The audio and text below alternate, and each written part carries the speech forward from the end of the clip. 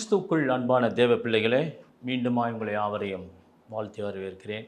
ஜைன் டிவியின் வழியாக கர்த்தருடைய வார்த்தையை நாம் தொடர்ந்து தியானித்து வருகிறோம். இயேசு ஜீவிக்கிறார் என்கிறதான நிகழ்ச்சியில் உற்சாகத்தோடு நீங்கள் ஆவலாய் கர்த்தருடைய வார்த்தையை எதிர்நோக்கி நீங்கள் கேட்டுக்கொண்டிருக்கிறீர்கள் என்பதை நான் மிக்க மகிழ்ச்சி அடைகிறேன்.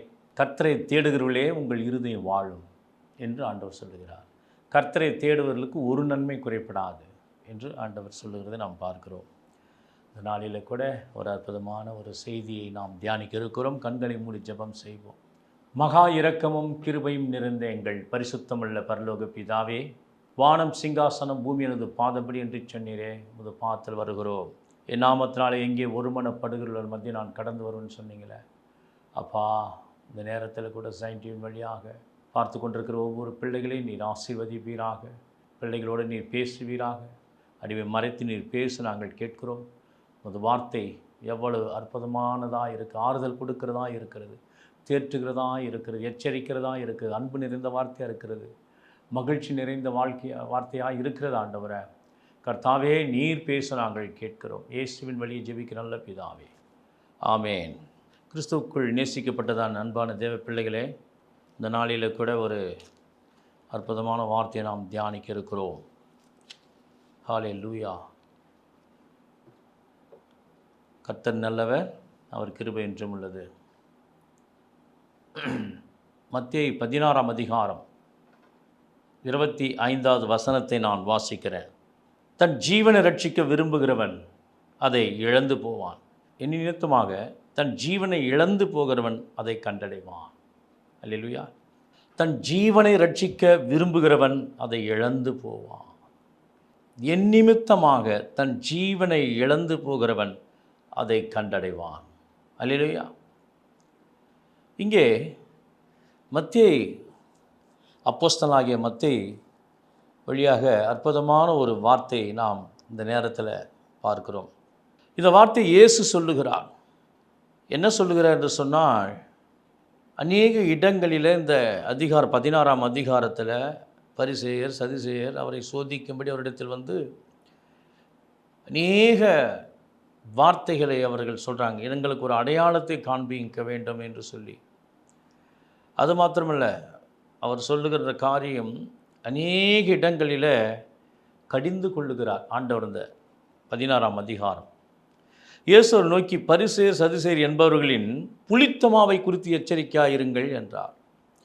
புளித்த மாவு என்பது இருதயத்தின் கெட்ட எண்ணங்கள், பாவங்கள், பொறாமைகள், எரிச்சல், இப்படிப்பட்ட விஷயத்தை புளித்தமா என்று அவர் சொல்லுகிறார். இப்படி அவர் பேசிக்கொண்டிருக்கும் பொழுதுதான் இந்த பரிசேயர் சதுசேயர் என்பவர்களின் புளித்த மாவுக்கு எச்சரிக்கையாருங்கள் என்று சொல்லி அப்படியே சொல்லி கொண்டு வருகிறார். அப்பொழுது சீஷர்கள் அப்போஸ்தலர்கள் எல்லாம் உட்கார்ந்து கொண்டு இருக்கும் பொழுது, அப்பொழுது அவர், நீங்கள் என்னை யார் என்று சொல்லுகிறீர்கள் என்று கேட்டார். அல்லேலூயா.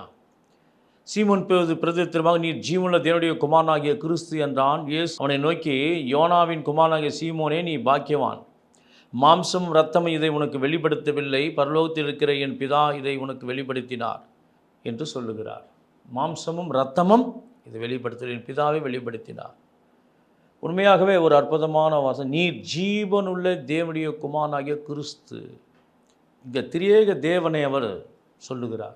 பேதுரு ஜீவனுள்ள தேவனுடைய தேவன், குமாரன், கிறிஸ்து. கிறிஸ்து என்றால் அபிஷேகம் பண்ணப்பட்ட பரிசுத்த ஆவியானவரை குறித்து சொல்லுகிறார். அப்போ இந்த விஷயத்தை சொல்லும் பொழுது இதை தேவன் அற்புதமாக இங்கே சொல்லுகிறார்.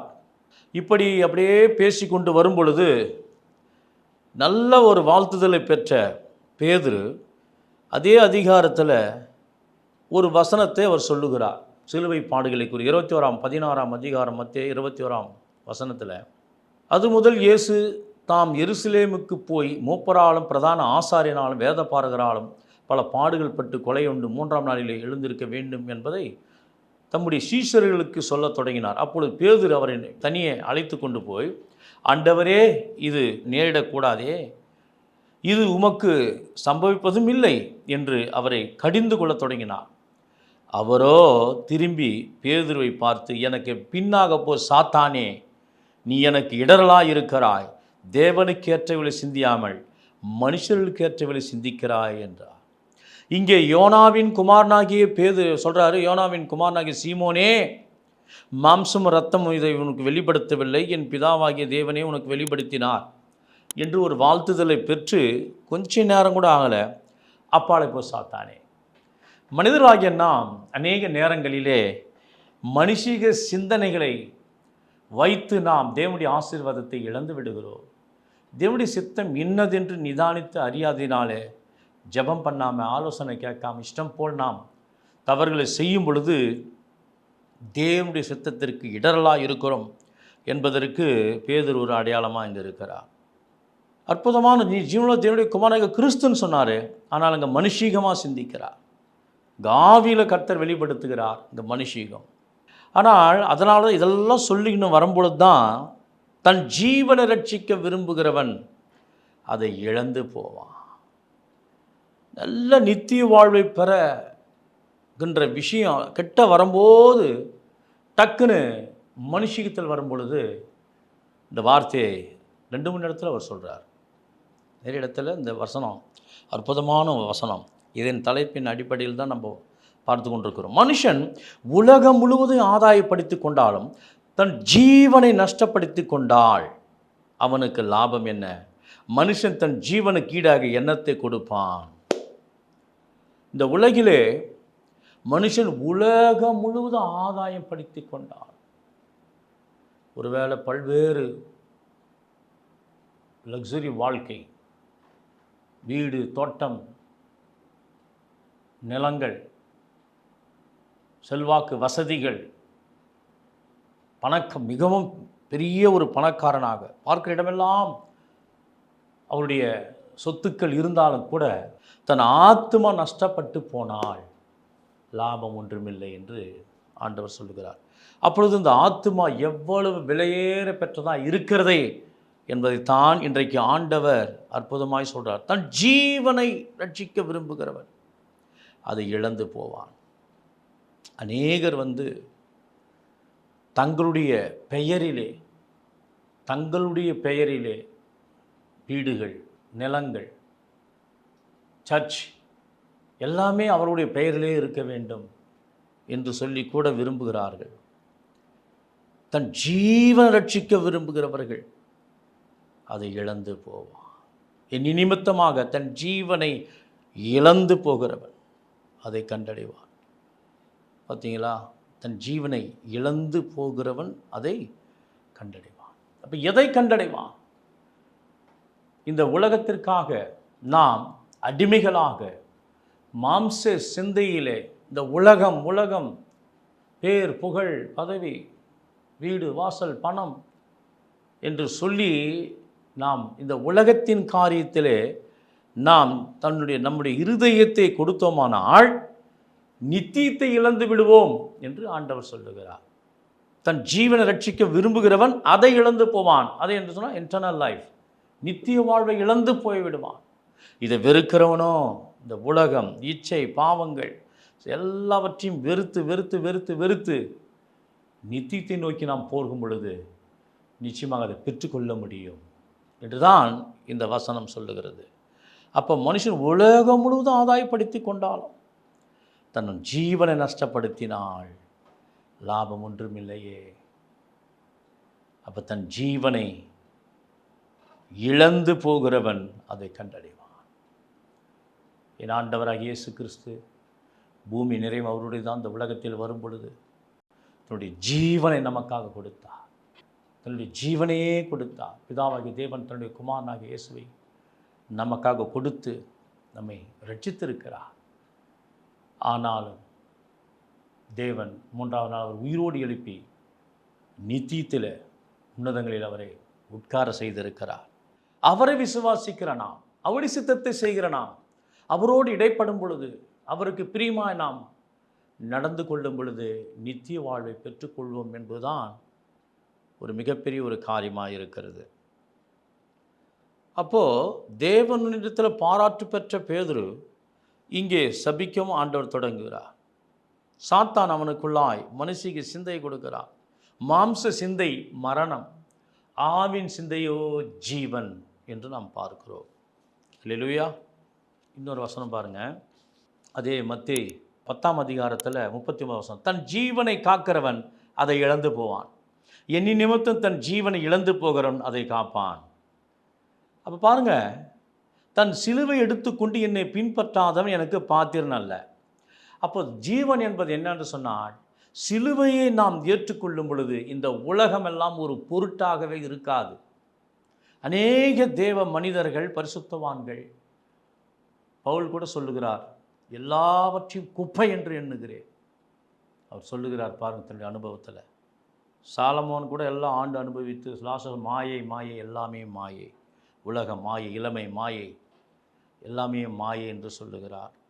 ஆனால் அநேக பரிசுத்தவான்கள் உண்மையாகவே நம்ம கடவுளோடு நாம் அண்டி போயிட்டோம்னு சொன்னால் எல்லாமே இந்த உலகம் வெறுப்பாய் தோன்றும். ஆண்டுடைய பிரசன்னம், அவருடைய நித்திய வாழ்வு மேலே தான் நமக்கு கவனம் இருக்கும். என்று சொன்னால், நான் உலகத்தான் அல்லாதது போல நீங்கள் உலகத்தார் அல்ல என்று ஆண்டவர் சொல்லுகிறார். அப்போ நீங்கள் என்னுடையவர்கள், பிள்ளைகளே எனக்கு செவி கொடுங்கள் என்று ஆண்டவர் சொல்லுகிறதை நாம் பார்க்கிறோம். உங்களை ஏற்றுக்கொள்ளுகிறவன் என்னை ஏற்றுக்கொள்ளுகிறான், என்னை கொள்ளுகிறவன் என்னை அனுப்பினவரை ஏற்றுக்கொள்ளுகிறான். அப்போ பாருங்கன்னா, ஏற்றுக்கொள்ளுதல் என்பது என்னன்னா, நாம் அநேகரை, மக்களை நாம் ஏற்றுக்கொள்ள வேண்டும். ஜாதி மத என வேறுபாடின்றி திக்கற்றவர்கள், அனாதைகள், ஏழைகள், இப்படிப்பட்டவர்கள் நாம் அன்பு செலுத்தி ஏற்றுக்கொள்ள வேண்டும் கடவுள் விரும்புகிறார். அதை தான் அவர் செய்தார். அவருடைய சித்தத்தை, பிதாவின் சித்தத்தை நிறைவேற்றவர் வந்தார். என் சித்தத்தின்படி செய்கிறவனே என்று சொல்லிதான் ஆண்டவர் சொல்லுகிறார், எதிர்பார்க்கிறார்.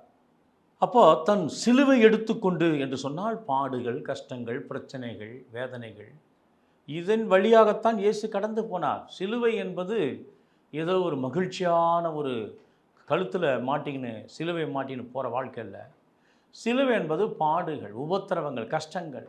உலகத்தில் உங்களுக்கு உபத்திரம் உண்டு, திடன் கொள்ளுங்கள், நான் உலகத்தை ஜெயித்தேன் என்று கர்த்தர் சொல்லுகிறதை நாம் பார்க்கிறோம். யோவான் 12ஆம் அதிகாரம் 25வது வசனத்தில், தன் ஜீவனை சிநேகிக்கிறவன் அதை இழந்து போவான், இந்த உலகத்தில் தன் ஜீவனை வெறுக்கிறவனோ அதை நித்திய காலமாய் காத்து கொள்ளுவான். அல்லேலூயா. பாருங்கள், எல்லா சுவிசேஷ பகுதியிலும் அவர் சொல்கிறார், தன் ஜீவனை, நமக்குள்ளாக ஜீவன் இருக்கிறது, ஆண்டவர் கொடுத்த ஜீவன், அவர் கொடுத்த ஆவி, ஆத்மா, சரீரத்தில் உயிர், ஜீவன் என்பது உயிர். இயேசு ஜீவிக்கிறார், இன்றும் ஜீவிக்கிறார். தேவன் ஆவியாக இருக்கிறார், அவர் இன்றும் ஜீவிக்கிறார். தன் ஜீவனை சிநேகிக்கிறவன், அப்போ நான் நல்லா இருக்கணும், என் குடும்பம் நல்லா இருக்கணும் என்று சொல்லி சுயநலவாதியாக இருக்கிறவர்களுக்காகத்தான் கடவுள் பேசி கொண்டிருக்கிறார். இந்த உலகத்தில் தன் ஜீவனை வெறுக்கிறவனும் மற்றவர்களுக்காக இயேசு நன்மை செய்கிறவராகவும் பிசாசின் பிடியில் அகப்பட்ட யாவரையும் குணமாக்கி சுற்றி திரிந்தார். அல்லேலூயா. அப்படிப்பட்ட மற்றவர்களுக்காக நாம் வாழ்கிறவர்களாக, சமுதாயத்திற்காக, தேசத்திற்காக, எல்லா மனிதர்களையும் நாம் நேசிக்கிறவர்களாக இருக்க வேண்டும். தன் ஜீவனை வெறுக்கிறவனோ, அப்போது நமக்குண்டா இருக்கிறதான ஆசா பாசங்கள், ஜீவனத்தின் பெருமை, மாம்சத்தின் இச்சைகள், இவையெல்லாம் அப்புறப்படுத்திவிட்டு தேவனுடைய பிரசன்னத்தில், அவருடைய ஆவியில் அனலாக இருக்கும்படி, தேவனுடைய சித்தத்தை நிறைவேற்றலாம் இருக்கும் பொழுது ஜீவகாலமாக, நித்திய ஜீவகாலமாக காத்துக்கொள்வான். அப்போ அந்த நித்திய வாழ்வு எவ்வளவு ஒரு அற்புதமான ஒரு வாழ்வு என்பதை நாம் கவனமாக இருக்க வேண்டும். ஒரு மனிதன் இயேசு கிறிஸ்து கடந்து போகும் பொழுது, நல்ல போதகரே, நித்திய ஜீவன் அடையும்படிக்கு நான் என்ன செய்ய வேண்டும் என்று சொல்லி அவன் கேட்கிறான். ஒரு பணக்காரன், நீ என்னை நல்லவன் என்று சொல்வானேன், தேவன் ஒருவர் தவிர ஒருவன் நல்லவன் கிடையாது என்று ஆண்டவர் தாழ்மையோடு சொல்லுவார். அப்பொழுது அவர் சொல்லுகிறார், கொலை செய்யாதிருப்பாயாக, விபச்சாரம் செய்யாதிருப்பாயாக, உன் தாயின் தகம் கணப்பான்னு சொல்லி இதெல்லாம் கட்டளையெல்லாம் நீ கை கொண்டானா, நான் சிறு வயது முதல் கை கொண்டேன் என்று அவர் சொல்லுகிறார். அப்பொழுது உன்னிடத்தில் குறை உண்டுன்னு சொல்கிறார். என்ன ஆண்டவர்னா, உனக்கு உண்டானவர்களை விற்று தரிதருக்கு கொடு என்று சொல்லுகிறார். அவன் மிகுந்த செல்வந்தனாக இருந்தபடியினால் அவன் மனதில்லாமல் அவன் பின்மாற்றமாய் போய்விடுகிறான். அவன் மட்டும் அந்த விற்று அவர் ஓகே ஆண்டவர் நீ சொல்கிறபடியே செய்கிறேன் என்று சொல்லி அவன் விற்று கொடுத்திருந்தான்னா அவன் ஜீவனை காத்து கொண்டிருப்பான், நித்திய வாழ்வு பெற்றிருப்பான். அவ்வளோ வாழ்ந்த வாழ்க்கை என்னன்னா அவனுக்கு அந்த நிலம், அந்த வீடு, வாசல், பொன், பொருள் அதன் மேலே தான் இருதயம் இருந்தது. தன் ஜீவனை இழந்து போய்விட்டான். இங்கே ஆபிரகாமை பார்க்கின்ற பொழுது ஆதியாம் 12ஆம் அதிகாரத்தில் ஆண்டவர் அழைக்கிறார் ஆபிரகாமை. ஊர் என்ற கல்தேயர் பட்டணத்திலே ஆபிரகாம் வசிக்கிறார், ஒரு விக்கிரக ஆராதனை நிறைந்த ஒரு பகுதியில். அப்பொழுது ஆபிரகாமை கர்த்தர் ஆபிரகாமை நோக்கி பாருங்கள், ஆதியாம் 12ஆம் அதிகாரம் 1. கர்த்தர் ஆபிரகாம் நோக்கி, நீ உன் தேசத்தையும் உன் இனத்தையும் உன் தகப்பன் வீட்டையும் விட்டு புறப்பட்டு நான் உனக்கு காண்பிக்கும் தேசத்திற்கு போ. நான் உன்னை பெரிய ஜாதியாக்கி உன்னை ஆசீர்வதித்து உன் பேரை பெரும்படுத்துவேன், நீ ஆசீர்வாதமாயிருப்பான். ஆபிரகாம் விசுவாசித்தான். ஆபிரகாம் கடவுளுடைய வார்த்தையை நம்பினான், கர்த்தருடைய வார்த்தையை கேட்டான், கீழ்ப்படிந்தான், விசுவாசித்தான். இன்றைக்கு ஆபிரகாமின் சந்ததிகளாக, பிள்ளைகளாக நாம் இருந்து கொண்டிருக்கிறோம். அப்போது தன் ஜீவனை அவன் வெறுக்கிறான் பாருங்க, ஆண்டவருக்கு கீழ்ப்படுகிறான். நல்ல வாழ்க்கையை விட்டு விட்டு வனாந்தரத்தில், ஆண்டவர் சொன்ன இடம் எங்குன்னு தெரியாது, ஆடு மாடு வனாந்தரத்தில் அவன் கூடாரவாசியாக இருந்தான். ஆனால் தேவன் தாமே கட்டி வைத்திருக்கிற அஸ்திபாரத்தின் மேல் அவன் நோக்கமாயிருந்தான். காரணம், இழந்து போகாதபடி, நித்திய வாழ்வை இழந்து போகாதபடிக்கு அதை பெற்றுக்கொண்டான். நாம் ஆபிரகாம் குமார்களாக, குமார்த்திகளாக இருக்கிறோம் என்பது எவ்வளோ அற்புதமான ஒரு விஷயம். அல்லேலூயா, அல்லேலூயா. அதே போல் பார்த்தீங்கன்னா லூக்கா 9ஆம் அதிகாரம் 24ஆவது வசனத்தை நான் வாசிக்கிறேன். தன் ஜீவனை ரட்சிக்க விரும்புகிறவன் அதை இழந்து போவான், எண்ணி நிமித்தமாக தன் ஜீவனை இழந்து போகிறவன் அதை ரட்சித்து கொள்ளுவான். அல்லேலூயா. அப்போது பார்க்கின்ற பொழுது பணக்காரன், ஏழை லாசரு 2 பேர் இருக்கிறார்கள். ஏழை லாசரு தரித்திரன், அவனுக்கு சாப்பாட்டுக்கு வழி இல்லை, ஏதாவது கிடைக்குமான் என்று சொல்லி அந்த மேஜிருந்து விழுகிற துணிக்கை சாப்பிட்டு வயிற்றை நிரப்புகிறவனாக இருந்தான். அவனுடைய புண்களை நாய் பருக்களை நக்கிற்று என்று பார்க்கிறோம். பணக்காரன் அவன் சுகபோகமாய் வாழ்கிறான், குடித்து வெறித்து சந்தோஷமாய் அவன் ஜாலியாக இருக்கிறார், யாரை குறித்து அவர் கவலைப்படலை. இருவரும் மரிக்கிறார்கள். ஆனால் பணக்காரன் பாதாளத்தில் வேதனைப்படுகிறான். ஆனால் ஏழை லாசரு ஆபிரகாம் அடியில் தேற்றப்படுகிறான். பார்த்தீங்களா? அப்போ தன் ஜீவனை விரும்புகிறவன், அப்போது இந்த உலகத்தின் ஆசபாசங்கள், பெருமை, புகழ்ச்சி, நல்ல ஒரு வாழ்க்கை, இந்த உலகிலே கடவுள் பயம் இல்லாமல் இஷ்டம் போல் பாவத்தில் வாழ்ந்து மரிக்கிறோட நிலை பாதாளம், நரகம், அக்னி, கடல் என்பதற்கு இந்த பணக்காரன். ஆனால் பூமியில் வேதனையோடும் பசியோடும் பட்டினியோடு இருந்தாலும் கூட அவன் தேவனை நோக்கி பார்க்கிறவனாக இருந்தான். ஆபிரகாம் அடியில் தேற்றப்படுகிறான். அப்பொழுது தேவனை தேடுகிற உணர்வுள்ளவன் உண்டோ என்று கர்த்தர் பரலோகத்திலிருந்து மனுபுத்திரை கண்ணோக்கினார். இன்றைக்கு தேவனை தேடுகிற உணர்வுள்ளவர்கள் இருக்கிறார்களா? இந்த உலகிலே கர்த்தருடைய வேதத்தில் பிரியமாக இருந்து இரவும் பகலும் அப்படி வேதத்தில் தியானமாக இருக்கிற மனுஷன் பாக்கியவான். இப்படிப்பட்டவர்கள் நிச்சயமாக நித்திய ஜீவனை பெற்றுக்கொள்வார்கள் என்பதுதான் கடவுள் அநேக இடங்களிலே நமக்கு காண்பித்திருக்கிறார். லூக்கா 14ஆம் அதிகாரத்தில் 26வது வசனம், யாதொருவன் என்னிடத்தில் வந்து தன் தகப்பனையும் தாயையும் மனைவியும் பிள்ளைகளையும் சகோதரனையும் சகோதரிகளையும் தன் ஜீவனையும் வெறுக்காவிட்டால் எனக்கு சீஷனாக இருக்க மாட்டான். அல்லேலூயா. பார்த்தீங்களா? அப்போ கடவுளுக்கு எல்லாம் வரணும்னு சொன்னால் தன் சொந்த குடும்பத்தை நடத்தாதவன் தேவனுடைய சபை நடத்த முடியாது. ஓகே, ஆனாலும் நம்முடைய இருதயம் யார் மேல் இருக்குன்னு சொன்னால் கடவுளை சார்ந்து இருக்க வேண்டும். கடவுளோடு நாம் ஐக்கியப்பட்டிருக்கும் பொழுது நிச்சயம் மற்றவர்களெல்லாம் அப்புறம் அவர் காப்பாற்றுகிறார், நடத்துகிறார். யாதொரு எண்ணத்தில் வந்து தன் தகப்பனையும் தாயையும் மனைவியும் பிள்ளைகளையும் சகோதரையும் சகோதரிகளையும் தன் ஜீவனை வெறுக்காவிட்டால் எனக்கு சிஷ்யனாக இருக்க மாட்டான். 12 அப்போஸ்தலர் அப்படி தான் வந்தார்கள். கூப்பிட்ட உடனே பின்னாக அவர்கள் சென்று விட்டார்கள். ஆபிரகாம் அப்படி தான். அழைத்த போது என்ன ஏதுன்னு கேட்கல, அப்படியே விட்டுட்டு போயிட்டார். சில ஊழியர்காரர்கள் கூட நல்ல வேலையில், அரசாங்க வேலையில் நல்ல சம்பளம் இருந்து கூட கடவுள் அழைத்தார் என்று விசுவாசத்தோடு வந்திருக்கிறாங்க. பாடுகளின் வழியாக, உபத்திரத்தின் வழியாக, கஷ்டத்தின் வழியாக ஊழியம் செய்கிறார்கள். ஆனால் கடவுள் கைவிடவில்லை. கடவுள் கைவிட ஆபிரகாம் நினைத்து பாருங்கள், யோபை நினைத்து பாருங்கள். யோபு அவ்வளோ பேர் செல்வந்தராக இருந்தாலும் கர்த்தர் கொடுத்தார், கர்த்தர் எடுத்தார், கர்த்தருடைய நாமத்துக்கு ஸ்தோத்திரம்.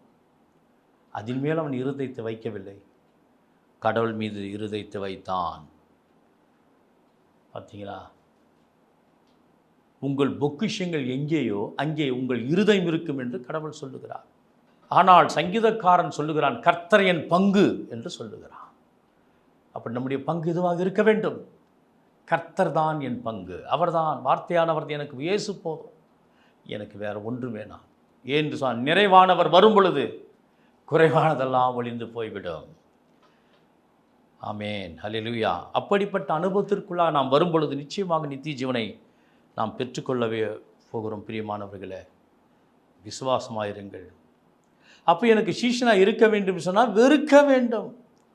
இந்த உலகத்தின் பாவங்கள், இந்த உலகத்தின் மேன்மைகள், இந்த உலகத்தின் எல்லா பெருமைக்குரிய காரியங்கள், இந்த உலகத்தின் தேவனுக்கு பிரியமில்லாத காரியமெல்லாம் நாம் வெறுத்து தேவனுக்கு என்ன பிடிக்கும், தேவனுடைய சித்தம் என்ன, ஆண்டவர் நான் என்ன செய்ய சித்தமாக இருக்கிறேன் என்று பவுல் கேட்டது போல அவருக்கு செவி சாய்த்து நாம் செயல்படும் பொழுது நிச்சயமாக நம்முடைய தேவையை அவர் சந்திப்பார், நித்திய வாழ்வு நாம் பெற முடியும். லூக்கா 16ஆம் அதிகாரத்தில் 23வது வசனம் ஒன்று நான் வாசிக்கிறேன்.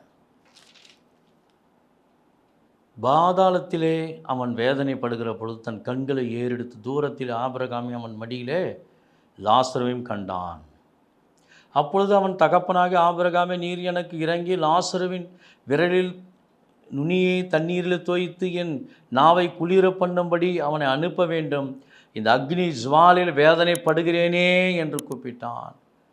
எப்பொழுது உலகத்திலே அநேகர் சொல்லியிருப்பாங்க, இயேசுனை நேசிக்கிறார், மனம் திரும்புங்கள், பரலூராஜ் சமீபத்தில் இருக்கிறது, பிரதர் சிஸ்டர் ஆலயத்திற்கு வாங்க, சர்ச்சுக்கு வாங்க, டைம் இல்லைன்னு சொல்லுவாங்க. டைம் இல்லை, ஃபங்க்ஷன் இருக்குது, நிகழ்ச்சி இருக்கிறது என்று சொல்லி. ஆனால் நெருப்பில் சுடும் பொழுது இந்த பணக்காரனுக்கு புத்தி வருகிறது, எனக்கு 5 சகோதரர்கள் உண்டு, அவர்கள் இவ்விடத்திலிருந்து அவர் இங்கே வந்து வேதனைப்படுத்தாதபடிக்கு ஒருவரை அனுப்பும். 27ஆம் வசனம் பாருங்கள், லூக்கா 16:27.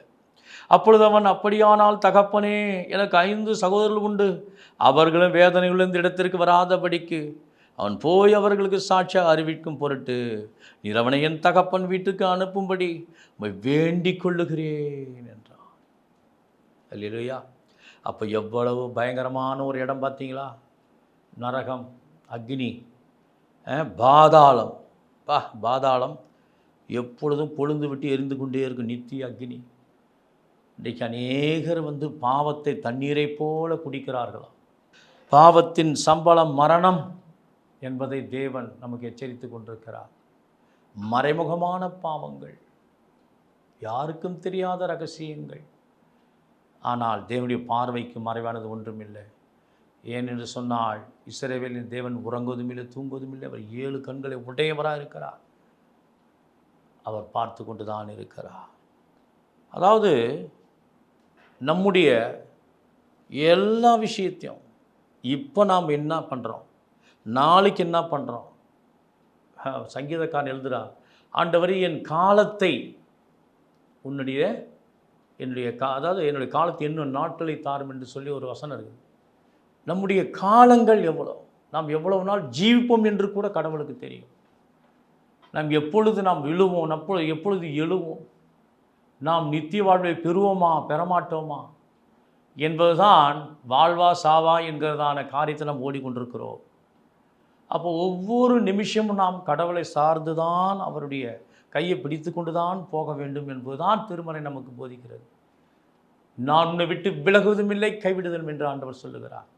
அப்போ 1 நாளாகமம் 28:9-10 பார்த்தீங்கன்னா, நீ என்னை தேடினால் தென்படுவேன், என்னை விட்டுவிட்டால் என்றென்றைக்கும் நான் கைவிடுவேன்.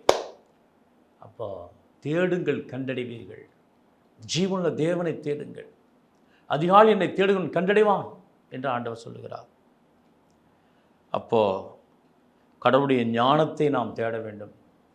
அவருடைய ஞானத்தில் அவருடைய கிருபையை பெற்று விசுவாசத்தோடு நாம் வாழும் பொழுது நிச்சயமாக நாம் நித்தியத்தை பெற்றுக்கொள்வோம் என்பதுதான் இந்த நாளில் நமக்கு கர்த்தர் அற்புதமான ஒரு ஆலோசனையை கொடுத்திருக்கிறார்.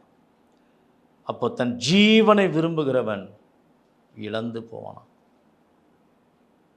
தன் ஜீவனை வெறுக்கிறவனோ அதை நித்திய ஜீவனை, நித்திய வாழ்வை பெற்றுக்கொள்வான் என்பதுதான் இந்த நாளின் செய்தியாக இருக்கிறது. கண்களை மூடி நாம் ஜெபம் பண்ணுவோம். நேற்றும் இன்றும் என்றும் மாறாத நல்ல ஆண்டவரே, நீ எவ்வளவு நல்லவரப்பா.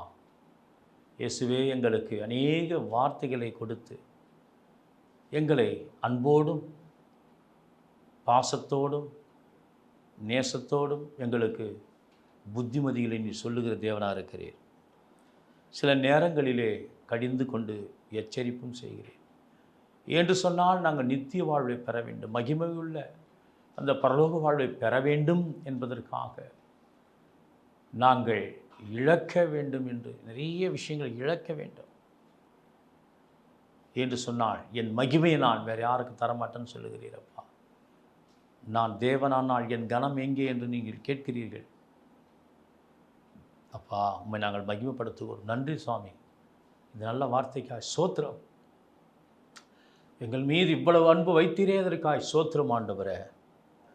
நாங்கள் எங்களை தாழ்த்துகிறோம், எங்களை ஒப்பு கொடுக்கிறோம். சித்தத்தின்படி, உம்முடைய சித்தத்தின்படி நாங்கள் செயல்பட கிருபை தாரும். இந்த வார்த்தையை கேட்ட ஒவ்வொருவரையும் நீ பலப்படுத்துவீராக. உமக்கே துதி கன மகிமை செலுத்துகிறோம். இயேசு கிறிஸ்துவின் ஈடு இணையற்ற வல்லவன் நாமத்தை ஜெபிக்கிறோம் எங்கள் ஜீவனும் நல்ல பிதாவே, ஆமென்.